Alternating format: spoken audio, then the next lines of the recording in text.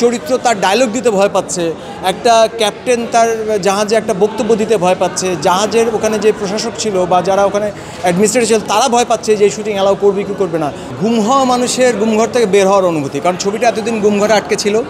ছবিটা এখন দর্শকের সাথে শেয়ার করে আমি আসলে গুমঘর থেকে বের হয়ে আসছি। 2024-এর আগ পর্যন্ত আমি সিদ্ধান্ত নিয়েছিলাম যে আর ছবিই বানাবো। স্পষ্টভাবে কোনো একটা কারণ বা একটা শর্ট বা একটা সিন নিয়ে কিছুই বলা হয়নি। আপামর ছবিটা নিয়ে এমনভাবে একটা ধারণা দেওয়া হয়েছিল যে আমি একটা রাষ্ট্রদ্রোহিতার কাজ করেছি।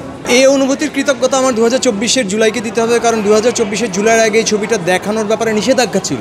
এক ধরনের চিঠিপত্র পেয়েছিলাম যাতে কিনা রাষ্ট্রদ্রোহিতার কাছাকাছি একটা আমাকে অভিযোগ করা হয়েছিল আমার বিরুদ্ধে, এবং 2024-এর জুলাই হয়েছে বলেই আজকে আমি ছবিটা দেখাতে পারছি। সেই জন্য এই পুরো অনুভূতিটা আমি জুলাইকে উৎসর্গ করতে চাই। আমার মনে হয় না আমি কোনো রাজনৈতিক দল বা কোনো ব্যক্তি বা গোষ্ঠীর বিরুদ্ধে ছবিটা কোনো মেসেজ দিচ্ছে, বরঞ্চ একটা সমাজ এবং একটা রাষ্ট্র ব্যবস্থা যখন তার নাগরিককে সম্মান দিতে জানে না, তার নাগরিককে তার প্রকাশের স্বাধীনতা দিতে পারে না, তখন স্বাভাবিকভাবেই সেই রাষ্ট্র ব্যবস্থা ধসে পড়ে। সেইটা ছবিতে এক ধরনের রূপক প্রতীকী অর্থে ছবিতে এসছে, এবং সেই প্রতীকী ব্যবস্থাটা তখনকার রাষ্ট্র ব্যবস্থায় যে রাজনৈতিক দল ছিল তারা হয়তো ব্যাপারটা পছন্দ করেন না, হয়তো সেই জন্য তারা এটা থামিয়ে দেওয়ার চেষ্টা। আমরা কাক এবং কবি ভূমিকম্প আগে টের পায়। আমার মনে হয় ফিল্ম মেকাররাও ভূমিকম্প আগে টের পায়। আমরা ভূমিকম্প টের পাচ্ছিলাম, শিল্পীরা ভূমিকম্প টের পাচ্ছিল। হয়তো রাষ্ট্রের ব্যবস্থায় যারা ছিল তারা কুম্ভকর্ণের ঘুমাচ্ছিল বলেই আজকে যখন আটকে গেছে তারা এখন এত রিয়্যাক্ট করছে। তারা ব্যাপারটা আমরা কিন্তু প্রেডিক্ট করার চেষ্টা করেছিলাম, যেভাবে একটা সমাজ একটা রাষ্ট্র চলতে পারে না, এই সমাজ এবং রাষ্ট্র কোনো না কোনোভাবে আটকাবেই। এটা একটা অনেকটা বলবো কি গুম হওয়া মানুষের গুমঘর থেকে বের হওয়ার অনুভূতি, কারণ ছবিটা এতদিন গুমঘরে আটকে ছিল। ছবিটা এখন দর্শকের সাথে শেয়ার করে আমি আসলে গুমঘর থেকে বের হয়ে আসছি। তো আমার অনুভূতিটা গুমঘর থেকে বের হওয়া একটা নির্মাতার অনুভূতি, এটা ভাষায় প্রকাশ করা যাবে না। আমার পরিকল্পনা ছিল 2021 সালে বাংলাদেশের স্বাধীনতার 50তম বছরে 3টা ছবি একসাথে শেষ করার এবং প্রদর্শন করার ইচ্ছা ছিল, কিন্তু এই ছবিটা যেভাবে আমাকে ভোগাইছে এবং যেভাবে আমি বানাইতে গিয়ে পদে পদে বাধাগ্রস্ত হয়েছি, সেটার ভিত্তিতে আমি 3 নম্বর ছবিটা এখনও বানায় উঠতে পারিনি, এবং 2024-এর আগ পর্যন্ত আমি সিদ্ধান্ত নিয়েছিলাম যে আর ছবিই বানাবো।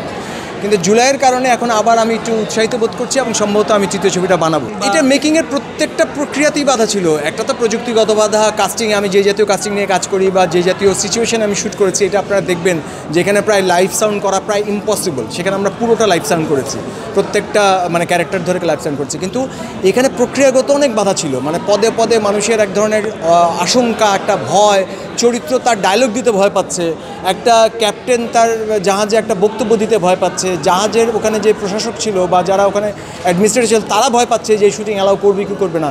সো পদে পদে আমাদের এই ভয়ের একটা জিনিস ফেস করতেই হয়েছে। প্রথমত আমাকে কিছুই বলে নেই অনেক দিন, কয়েক মাস, প্রায় বছর খানেকের মতো আমাকে কিচ্ছু বলা হয়নি। পরে আমাকে একটা চিঠি দেওয়া হলো 2 পাতার, যে চিঠির পরে স্পষ্টভাবে কোনো একটা কারণ বা একটা শর্ট বা একটা সিন নিয়ে কিছুই বলা হয়নি। আপামর ছবিটা নিয়ে এমনভাবে একটা ধারণা দেওয়া হয়েছিল যে আমি একটা রাষ্ট্রদ্রোহিতার কাজ করেছি। আমার ইমপ্রেশনটা তাই ছিল না। এটা তো আমি আসলে এই জনরাতে চেষ্টা করছিলাম শুনতে কি পাও, অন্যদিন আরও কিছু জীবন। আমার এই 3টা ছবির ইচ্ছা ছিল যে এই জনপদের মানুষগুলা, এই জনপদের সাধারণ মানুষগুলোর মধ্যে যে নায়ক এবং নায়িকাগুলো থাকে, যে হিরো হিরোইনগুলো থাকে, সেই তাদের গল্প কীভাবে মানুষের কাছে পর্দায় নিয়ে আসা যায়, সেটাই আমার চেষ্টা ছিল। আরোপিত বা কৃত্রিম নায়ক নায়িকা নিয়ে আমি আসলে আগে ছবি বানাইও নাই বা ওইভাবে ওটা আমার মাথায় কাজও করে না। হ্যাঁ, সেটার জন্য একটা স্ট্রাগল ছিল, যেখানে আরিফ ভাই আছেন, এখানে তৈবা আছে, ওদেরকে অনেক কষ্ট করতে হয়েছে, ওদের নিজেদের চরিত্রে অনেক কিছু ইম্প্রোভাইজ করতে হয়েছে, আমার কথা অনেক শুনতে হয়েছে। কিন্তু ফাইনালি জিনিসটা আপনারা রেজাল্টের স্ক্রিনে দেখতে পাচ্ছেন যে একটা সাধারণ তৈবা ওর নিজের চরিত্র থেকেও যে ওইটুকু একটা জায়গায় এসে যে ও কত বড় ডেলিভারি দিতে পারে, বা একজন আরিফ ভাই তার নিজের ওইটুকু রোলের মধ্যে থেকেও যে কত বড় ডেলিভারি দিতে পারেন, এটা কিন্তু আমাদের অনেক বিখ্যাত নায়ক নায়িকা, অনেক অভিনেতাও কিন্তু অনেক সময় স্ট্রাগল করে। সেই জায়গা থেকে তো আমি ভীষণ ইন্সপায়ার্ড ফিল করছি। আপনারা ওনাদেরকেও জিজ্ঞেস করতে পারেন।